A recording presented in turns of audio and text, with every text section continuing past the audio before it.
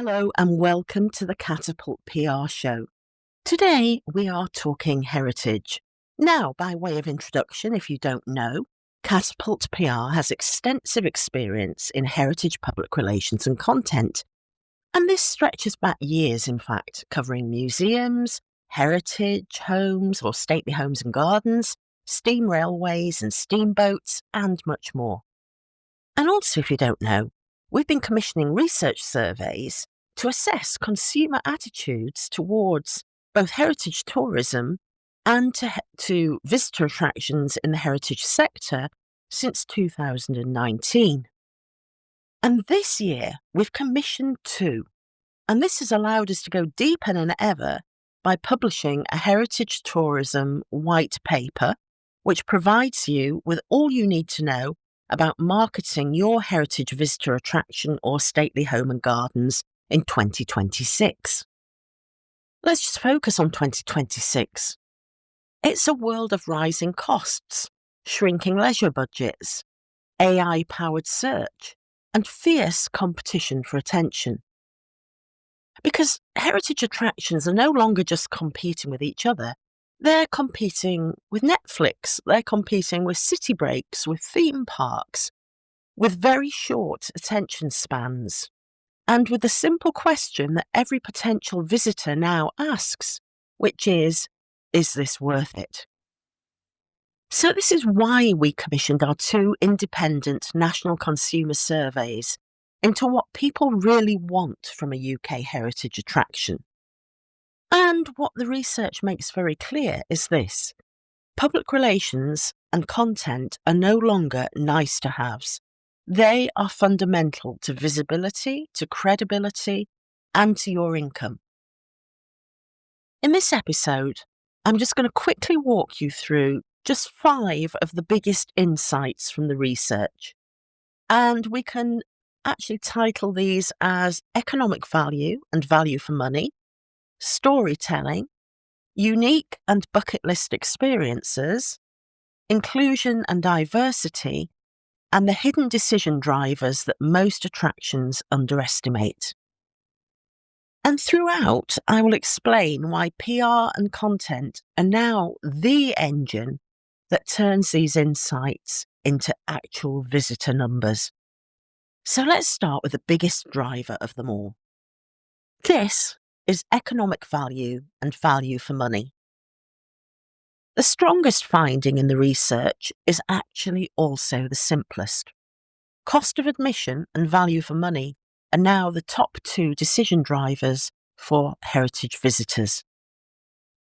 For over 55s, the cost of admission is the number 1 factor. For under 55s, value for money comes first. And that distinction really matters, because people don't decide on value when they arrive at the ticket desk. They decide on it beforehand. They decide on it when they Google you, when they read an article, when they see reviews, and increasingly, when AI tools are summarising your attraction for them. And this is where PR becomes commercially critical, because value is not just about price. Value is about perception. If PR isn't shaping that perception, then price becomes the loudest voice in the conversation. Without context, an attraction simply looks expensive. But with the right PR and content, it looks worth it.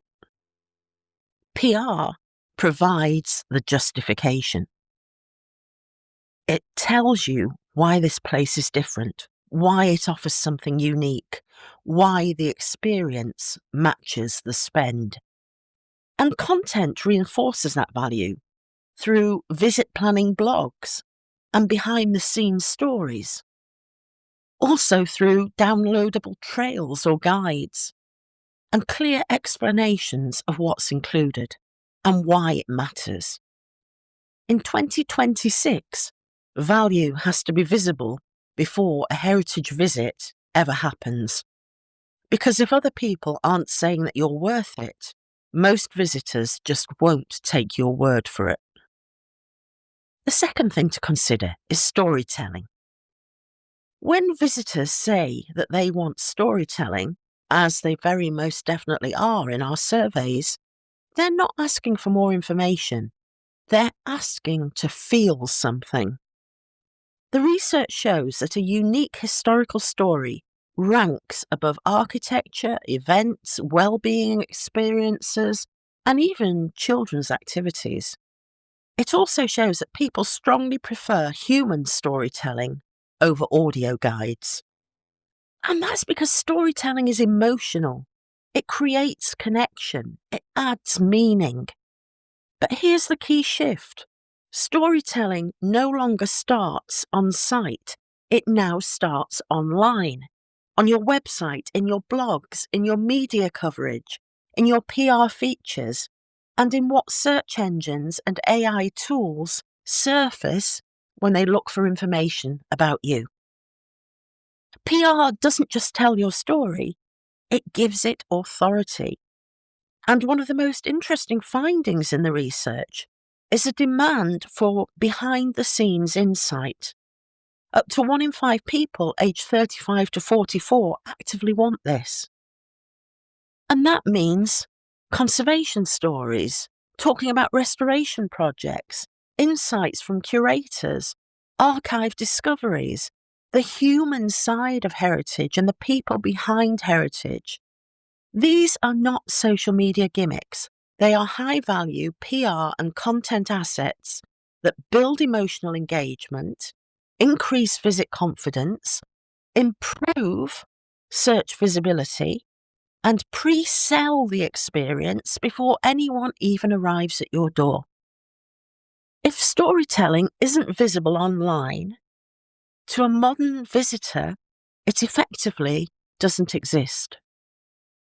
The third thing I want to focus on that the research in the white paper shows us relates to unique and bucket list experiences. Another strong message from the research is this. People don't want generic heritage experiences. They want something that feels authentic, specific, and unique to the place they're visiting. Events that are tied directly to a venue's own story consistently outperform generic programming. And this is where PR plays a huge role, because PR thrives on things like the only place where, or the first time ever, or hidden rooms revealed, or never before seen. These aren't just media hooks, they are demand drivers for your visitors. Bucket list experiences also justify premium pricing, which is great for you. They encourage long-distance travel so you can extend your drive time area. They create an urgency and a reason to visit right now, before it's too late. And they generate national interest, not just local. But only if they're communicated properly, because without PR, these experiences stay hidden. But with PR, they become destination defining.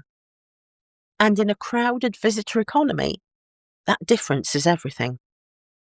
The fourth area to focus on is something that makes a lot of headlines, so we wanted to understand how the heritage visitor actually views it, and this is inclusion and diversity. One of the most important findings in the research is also one of the most uncomfortable. A noticeable proportion of people feel that heritage attractions are elitist, unwelcoming, or simply, and I quote, not for people like me. And that feeling is strongest among 25 to 44-year-olds. And that is really significant because this is a demographic that holds all that spending power, influence, and long-term relevance for your attraction. Inclusion is no longer just a values issue. It's a visibility issue. Search engines and AI tools pick up on sentiment, and reviews influence visitor discovery. Media reflect cultural relevance. PR gives heritage attractions the ability to actively shape the perception around inclusion and diversity. It allows them to show how accessible they are, how diverse their stories are, how relevant they are to modern Britain. Inclusion messaging cannot just sit in a policy document. It actually needs to live in editorial coverage, in website storytelling, in the tone of the blogs that you're putting on your websites, in interviews and in content assets. Because if people can't see themselves in your narrative, they won't see themselves walking through your gates. Section 5 is about hidden value drivers. Now, some of the strongest decision drivers that we discovered through the research that sits within our white paper is also the most underestimated. Things like free parking, things like a good tea room, dog friendliness, permission to picnic, children's trails, and relaxed outdoor space. These are not minor extras for visitors. They are often the difference between choosing one attraction over another. But many attractions under-communicate them or do not communicate them in a way that is interesting. PR and content, if it's in the right hands with the right creativity, can turn these features into decision-making assets. Articles like Best Dog-Friendly Heritage Gardens, Why Our Tea Room is a Destination in its Own Right, 5 Reasons Families Love Visiting Us. This isn't hype. It's about aligning what visitors care about with how you show up in online search and in the media. So, in summary now, what does all of this tell us? It tells us that heritage success in 2026 will be driven by visibility, authority, and emotional relevance. Attractions now need 2 things working together. First, they need strong internal content. And I mean by that blogs, visitor guides, downloadable resources, behind-the-scenes storytelling, and a warm and inclusive voice. Secondly, they need strong external authority through PR. And they're going to gain that through media coverage, through third-party citations, through editorial storytelling, through independent validation. AI relies on third-party sources, and visitors trust what others say more than what brands say about themselves. So PR is no longer just publicity, as you might have thought of it, or promotion. It is, well, the essence of it is discovery, it's credibility, it's value justification, and it is long-term visibility. When PR and content are aligned with real visitor insight, they stop being promotional. They actually become commercial infrastructure. So those are the key messages from the white paper. So what I would want you to do next is actually get hold of that. You can find a sample at our website, www.catapultpr.co.uk. And if you then want to read the entire document, you can email me at jane@catapultpr.co.uk, and I can send that over to you, whether you are a heritage attraction or a heritage authority. From there, however, there are some other things that we're throwing into this. So, to celebrate the publication of our white paper, we're actually going to offer 6 one-to-one sessions with heritage visitor attractions who want to understand how the white paper relates to them and how they can benefit from its findings and inform their strategy in 2026. So if that sounds like you, it's all on a first-come, first-served basis. So please get in touch with me by emailing jane@catapultpr.co.uk and book one of those sessions so that we can actually talk you through the white paper, find out what you do and marry the two together so that we can see what learning you can take from the white paper to really drive your visitor attraction forward. Other things to watch out for are that we will be producing some regional summary sheets, which will sit with the white paper eventually, and we will also be producing a shorter summary document in the new year. So watch out for those too. Heritage tourism is a tough ask in some ways because so many of the current visiting public are actually excluded from the experience because they self-exclude. Our aim as PR consultants here is always to find ways of reaching out to those people, whether they are people who regularly visit heritage visitor attractions or people who have never visited one and want to give it a go. And it is finding those ways to make it interesting to them through creativity, through messaging, through storytelling, that I would say is one of our greatest assets and skills. So if that's what you need to keep your visitor attraction alive, just not now in this current time frame, but for years into the future, by building your future visitor base now, please get in touch with me. I've given you the details, and all you need to do is reach out. Thank you for listening.